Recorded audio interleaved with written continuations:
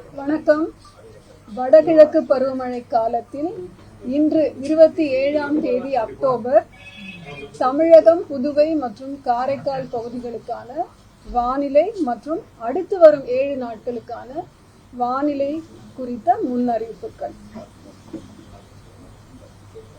நேற்று 26ஆம் தேதி அக்டோபர் இரவு 11:30 மணி அளவில் மோந்தா புயல் தென்மேற்கு மற்றும் அதனை ஒட்டிய தென்கிழக்கு வங்கக்கடல் பகுதிகளில் நிலவியது. இன்று 27ஆம் தேதி காலை 11:30 மணி அளவில் கடந்த 6 மணி நேரத்தில் மணிக்கு 17 km/h வேகத்தில் மேற்கு வடமேற்கு திசை நோக்கி நகர்ந்து தென்மேற்கு மற்றும் அதனையொட்டிய மத்திய மேற்கு வங்கக்கடல் பகுதிகளில் சென்னைக்கு கிழக்கே சுமார் 480 கிலோமீட்டர் தொலைவிலும், ஆந்திராவின் காக்கிநாடாவிலிருந்து தெற்கு தென்கிழக்கே 530 கிலோமீட்டர் தொலைவிலும், விசாகப்பட்டினத்திலிருந்து தெற்கு தென்கிழக்கே 560 கிலோமீட்டர் தொலைவிலும், போர்ட் பிளேர் அந்தமான் தீவுகளில் மேற்கே 890 கிலோமீட்டர் தொலைவிலும் மோந்தா நிலை கொண்டுள்ளது. மோந்தா வடக்கு வடமேற்கு திசையில் நகர்ந்து நாளை 28ஆம் தேதி காலை தீவிர புயலாக வலுப்பெற்று மேலும் வடக்கு வடமேற்கு திசையில் நகர்ந்து ஆந்திர கடலோர பகுதிகளில் மச்சிலிப்பட்டினம், கலிங்கப்பட்டினத்துக்கு இடையே காக்கிநாடாவுக்கு அருகில் தீவிர புயலாக 28ஆம் தேதி மாலை அல்லது இரவு நேரத்தில் கரையை கடக்க கூடும்.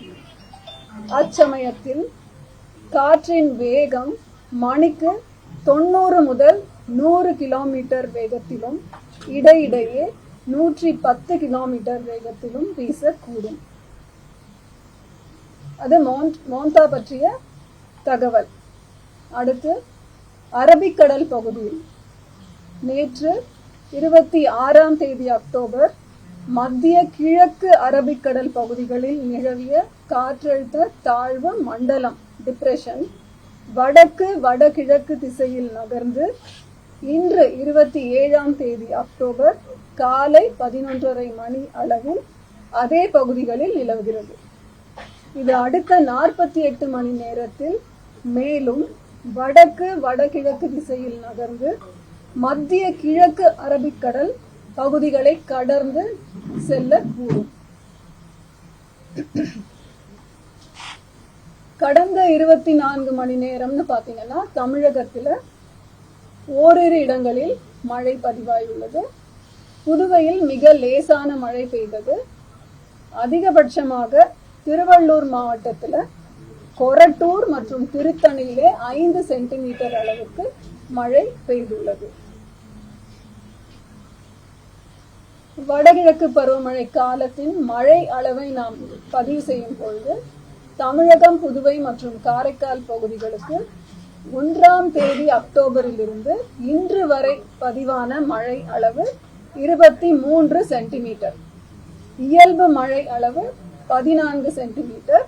இதில் கணக்கிடும் பொழுது இயல்பிலிருந்து வேறுபடும் அளவு +57%, அதாவது இயல்பை விட 57% அதிகம். 18 மாவட்டங்கள் இயல்பை விட அதிகம் அல்லது இயல்பை விட மிக அதிகமான மழை பொழிவு அந்த மாவட்டங்களுக்கு கிடைத்திருக்கிறது. 18 மாவட்டங்களுக்கு. அப்புறம் அடுத்த 7 தினங்களுக்கான வானிலை முன்னறிவிப்பு மற்றும் எச்சரிக்கை பார்த்தீங்கன்னா, இன்றைக்கு 27ஆம் தேதி அக்டோபர் தமிழகத்தின் ஒரு சில இடங்களிலும், புதுவை மற்றும் காரைக்கால் பகுதிகளிலும் இடி மின்னலுடன் கூடிய லேசானது முதல் மிதமான மழை பெய்யக்கூடும். தரைக்காற்று 30 to 40 கிலோமீட்டர் வேகத்திலே வீசக்கூடும். வட தமிழக கடலோர மாவட்டங்கள் மற்றும் அதனை ஒட்டிய மாவட்டங்கள் மற்றும் புதுவை, காரைக்கால்ல மழை பெய்யும் வாய்ப்பு உண்டு. 28ஆம் தேதி ஓரிரு இடங்களில் தமிழகம், புதுவை மற்றும் காரைக்கால் பகுதிகளில் ஓரிரு இடங்களில் இடி மின்னலுடன் கூடிய மழையும், பலத்த தரைக்காற்று மணிக்கு 30 முதல் 40 கிலோமீட்டர் வேகத்திலும் வீசக்கூடும். வட தமிழக கடலோர மாவட்டங்கள் மற்றும் அதனை ஒட்டிய மாவட்டங்களிலே மழை பெய்யும் வாய்ப்பு உண்டு. 29 அக்டோபரிலிருந்து 2ஆம் தேதி நவம்பர் வரை தமிழகத்தில் ஓரிரு இடங்களிலும் புதுவை மற்றும் காரைக்கால் பகுதிகளிலும் மழை பெய்யும் வாய்ப்பு உண்டு.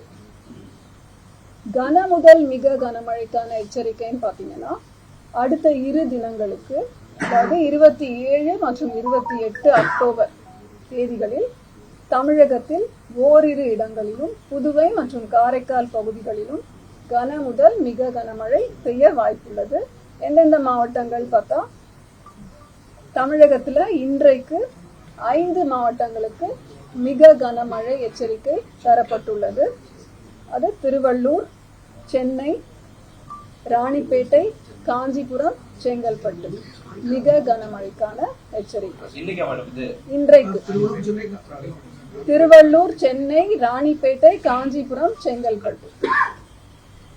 மீதி மாவட்டங்களான வேலூர், திருவண்ணாமலை, விழுப்புரம், கடலூர், மேற்கு தொடர்ச்சி மலை மாவட்டங்களான நீலகிரி மற்றும் கோவை மாவட்ட மலைப்பகுதிகளில் மற்றும் புதுச்சேரியிலே கனமழை பெய்வதற்கான வாய்ப்பு உண்டு.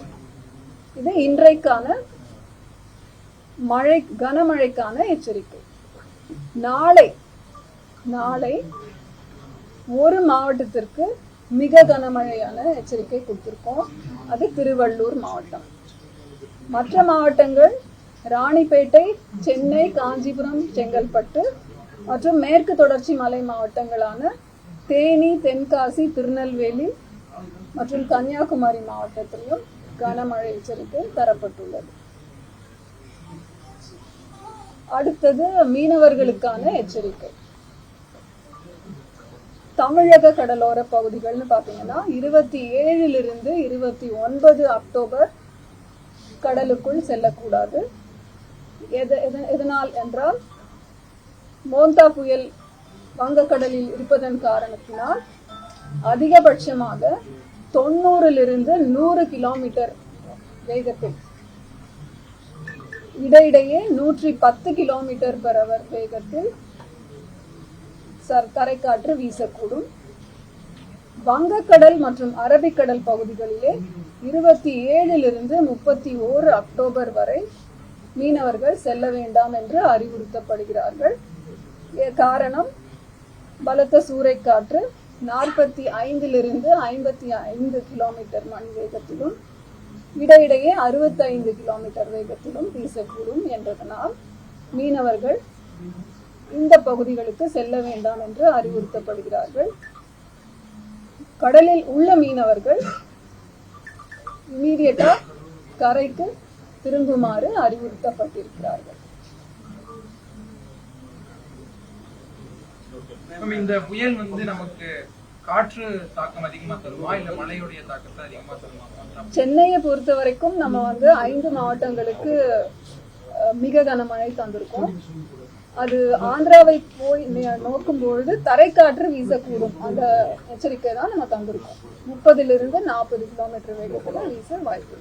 ஆந்திரால இந்த கரையை கடக்கக்கூடிய பகுதிகளில் எப்படி கரையை கடக்கும் போது அங்க என்ன 28ஆம் தேதி மாலை அல்லது இரவு நேரத்திலே காக்கிநாடாவுக்கு அருகில் கரையை கடக்குவதற்கான வாய்ப்பு உண்டது. அப்பொழுதுதான் இந்த காற்றின் வேகம், அதாவது சிவியர் சைக்ளோனிக் ஸ்டார்ம் அப்படின்ற தீவிர புயலோட அந்த காற்றின் வேகம் 90 100 கிலோமீட்டர் பெர் அவர் வீசக்கூடும். இடையிடையே அது 110 கிலோமீட்டர் வேகத்திலும் வீசும். சென்னையில ஏதாவது சிவியர் ரெயின்ஃபாலோ அல்லது அந்த காற்றினுடைய வேகம் இங்க இருக்குமா? சென்னையில நாளைக்கு அடிக்கடி காற்றின் வேகம் சிறிது உயர வாய்ப்பு இருக்கு. அதனாலதான் நம்ம 27 28க்கு தரைக்காற்று 30 40 கிலோமீட்டர் மணி வேகத்துல வீசக்கூடும்னு சொல்லியிருக்கோம். எச்சரிக்கையோடு இருப்பது நல்லது. கடல் சீற்றம் எப்படி மேம்? கடல் கொந்தளிப்பு காணப்படும். இப்ப கடல்ல மோந்தான்ற ஒரு புயல் இருக்கும் பொழுது கடல் சீற்றம் இருக்கு. அதற்கான எச்சரிக்கையும் விடப்பட்டுள்ளது. ஃபிஷர்மேன் வார்னிங்ல அந்த புல்லட்டின்ல எல்லாமே கொடுத்துருக்கோம். ஏடிசிஎஸ் சொல்லக்கூடிய வட தமிழகத்திற்கு 5 மாவட்டங்கள்ல மிக கனமழைக்கு ஆரஞ்சு அலர்ட் கொடுத்திருக்கோம். சோ இப்போ காலையில இருந்து லேசானதுல இருந்து மிதமான மழை பெய்து வருது சென்னைக்குள்ள. சோ நைட் எப்படி மேம் இருக்கும் இன்னைக்கு? அதான் வழக்கமா நம்ம இந்த ஒரு தகவல் எல்லாருக்குமே போய் சேரணும். ஒரு ஆரஞ்சு அலர்ட் இல்ல ஒரு மஞ்சள் அலர்ட் அப்படின்றது நம்ம நிர்வாகத்திற்காக, மாவட்ட நிர்வாகம் அரசாங்கத்திற்கு, தமிழக மாநில அரசுக்கும் மாவட்டங்களுக்குமான ஒரு குறியீடு. எதற்கு அப்படின்னா, ஒரு நேஷனல் டிசாஸ்டர் ரெஸ்பான்ஸ் போர்ஸோ இல்ல NDMA தேசிய பேரிடர் மீட்பு குழு இல்ல தேசிய பேரிடர் மேலாண்மை ஆணையம், மாநில பேரிடர் மேலாண்மை ஆணையம், இவங்கெல்லாம் முன்னாடியே ஒரு கொஞ்சம் நேரம் அவகாசம் கொடுத்தால்தான் பேரிடர் காலங்கள்ல அவங்க போய் அந்த இடங்கள்ல போய் அவங்களோட பணியை திறம்பட செய்ய முடியும். அதற்கான ஒரு குறியீடு தான் இந்த மஞ்சள், ஆரஞ்சு மற்றும் சிகப்புக்கான குறியீடுகள். மழை பொறுத்த வரைக்கும் நமக்கு நல்லா தெரிய வேண்டியது இந்த கனமழை, அதி கனமழைக்கான குறியீடுகள் தெரிந்தால் நல்லது. ஆஃப்டர் திஸ் இந்த சென்னைக்கு அல்லது தமிழ்நாடுக்கு ரெயின்ஃபால்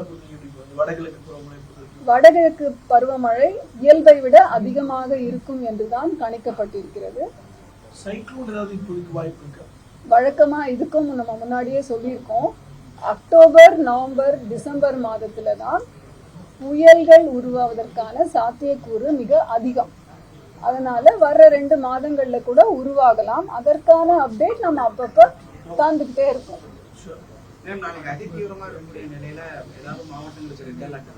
ரெட் அலர்ட் நம்ம சென்னைக்கு தரல. ஒரே ஒரு மாவட்டத்துக்கு ஆரஞ்சு அலர்ட் கொடுத்துருக்கோம். அது திருவள்ளூர் மாவட்டம். அது கூட அந்த சுழற்சி மேல் நோக்கி வடக்கு நோக்கி நகரும் பொழுது இந்த இடத்துல ஒரு தாக்கம் இருக்கும். பக்கத்துல ஆந்திர பிரதேச மாநிலத்துல சித்தூர், திருப்பதி இந்த மாவட்டங்களுக்கு அவங்க ஆரஞ்சு அலர்ட் கொடுத்துருக்காங்க. அப்போ கொஞ்சம் மழை நமக்கும் வரும். அதனால நம்ம ஆந்திரா தமிழக அந்த பார்டர் பகுதியில இருக்க பகுதி எப்படி மேம் இருக்கும் இந்த புயல் கரையை கடக்கும் போது? ஏன்னா ராணிப்பேட்டை அந்த சைடு எல்லாம் நம்ம ஆந்திரா பார்டர் ஏரியா, அது எப்படி மேம் இருக்கும்? அதுக்குதான் நம்ம கனமழை எச்சரிக்கை தந்திருக்கோம். அரபிக்கடல்ல நிலவுற அதோட நிலை அது நீங்க கவனிச்சிருந்தீங்கன்னா ஒரு 10 நாளாவே அது அங்கேயும் இங்கேயும் அப்படி கடல்ல, அரபிக்கடல்லையே நகர்ந்து கொண்டிருக்கிறது. அடுத்த 48 மணி நேரத்திலே அது ஆழ்ந்த காற்றழுத்த தாழ்வு மண்டலமாக மாறி மேலும் அந்த அரபிக்கடலிலே டுவர்ட்ஸ் நார்த் ஈஸ்ட் போறதுக்கான வாய்ப்பு இருக்கு. அடுத்த 48 மணி நேரத்துல அது அடுத்த ஸ்டேஜுக்கு போகும்பொழுது நம்மளால சொல்ல முடியும். இந்த மோன்தா கரையை கடந்த பிறகு தொடர்ந்து அப்படியே டிப்ரெஷனா வலுவிழந்துருமா? எப்பவுமே எந்த புயலுமே கரையை தொடும் பொழுது என்ன தீவிரத்துல இருக்கோ அதை விட ஒரு படி கீழே தான் வலுவடையும், வலு இழக்கும். ஏன்னா நிலப்பரப்புல தொடும் பொழுது அதற்கான சக்தி குறைய ஆரம்பிக்கும்.